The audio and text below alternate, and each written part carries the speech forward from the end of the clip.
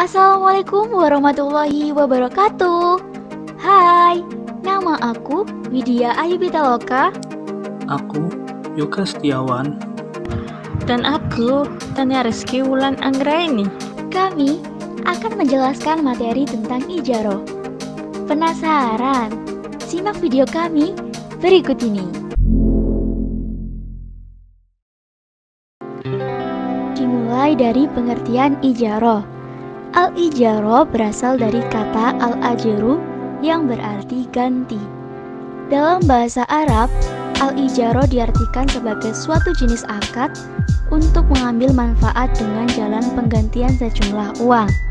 Definisi mengenai prinsip ijaroh juga telah diatur dalam hukum positif Indonesia, yakni dalam pasal 1 ayat 10 Peraturan Bank Indonesia nomor 7/46/PBI/2005 yang mengartikan prinsip al-ijaroh sebagai transaksi sewa-menyewa atas suatu barang dan atau upah mengupah atas suatu usaha jasa dalam waktu tertentu melalui pembayaran sewa atau imbalan jasa. Dari beberapa pengertian tadi dapat dikatakan bahwa al-ijaroh adalah pemindahan hak guna atau manfaat terhadap suatu barang atau jasa dari seseorang kepada orang lain dalam kurun waktu tertentu sesuai dengan kesepakatan. Selanjutnya mengenai macam-macam ijaroh. Dilihat dari objeknya, akad al-ijaroh oleh para ulama dibagi menjadi dua. Yang pertama, al-ijaroh yang bersifat manfaat, seperti sewa menyewa rumah, toko, kendaraan, pakaian, dan perhiasan. Apabila manfaat itu merupakan manfaat yang dibolehkan syara untuk dipergunakan, maka para ulama fiqh sepakat menyatakan boleh dijadikan objek sewa menyewa. Yang kedua, al-ijaroh yang bersifat pekerjaan. Ialah dengan cara mempekerjakan seseorang untuk melakukan suatu pekerjaan. Al-ijaroh seperti ini menurut para ulama fiqh hukumnya boleh apabila jenis pekerjaan itu jelas. Rukun ijaroh.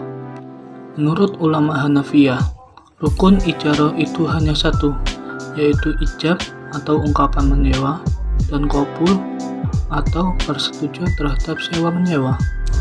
Akan tetapi, jumhur ulama mengatakan bahwa rukun al-ijaroh itu ada 4, yaitu yang pertama, orang yang berakad, kedua, sewa atau imbalan, 3, manfaat, dan yang keempat, sigot atau ijab qabul tersebut. Ulama Hanafiyah menyatakan bahwa orang yang berakad, sewa atau imbalan, dan manfaat termasuk syarat-syarat ijaroh, bukan rukunnya.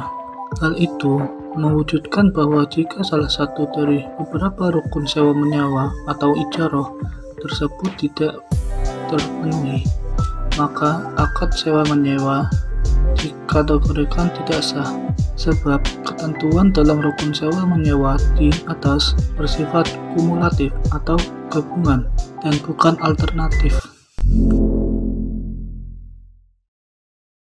Berakhirnya akad ijaroh. Para ulama fikih menyatakan bahwa akad ijaroh akan berakhir jika 1. Objek hilang atau musnah. Yang kedua, waktu yang disepakati dalam akad ijaroh telah berakhir. Yang ketiga, menurut ulama Hanafi, wafatnya salah satu pihak yang berakad, karena akad ijaroh menurut mereka tidak boleh diwariskan.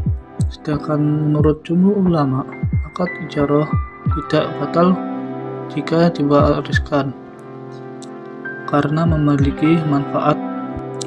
Yang keempat, ada uzur pada salah satu pihak.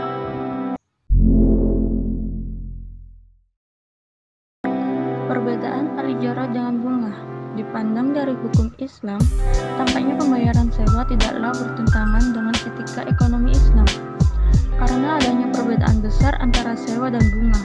Tetapi, sepintas selalu baik sewa maupun bunga kelihatannya adalah satu dan sama karena sewa atas tanah atau harta benda, Sedangkan bunga atas modal yang mempunyai potensi untuk dialihkan menjadi harta benda atau kekayaan apa saja. Jenis-jenis al-ijarah dalam perbankan syariah. Ijarah mutlaqah. Ijarah mutlaqah atau leasing adalah proses sewa menyewa yang biasa kita temui dalam kegiatan perekonomian sehari-hari. Ijarah berarti leasing kontrak atau juga hire kontrak dalam konteks perbankan Islam. Ijarah adalah suatu leasing kontrak di mana suatu bank atau lembaga keuangan menyewakan peralatan, sebuah bangunan atau barang-barang seperti mesin-mesin, pesawat terbang, dan lain-lain. B. Al-ijarah al-mutahiyah bit-tamlik. Transaksi yang disebut dengan al-ijarah al-mutahiyah bit-tamlik atau IMBT adalah sejenis perpaduan antara kontrak jual beli dan sewa, atau lebih tepatnya akad sewa yang diakhiri dengan kepemilikan barang di tangan si penyewa. Sifat pemindahan kepemilikan ini pula yang membedakan dengan ijarah biasa. Ijarah yang juga disebut ijarah wa iktina ini merupakan konsep hire purchase yang oleh lembaga-lembaga keuangan Islam disebut leasing purchase financing. Demikian penjelasan yang bisa kami sampaikan mengenai materi tentang ijarah. Kurang lebihnya mohon maaf dan terima kasih. Wassalamualaikum warahmatullahi wabarakatuh.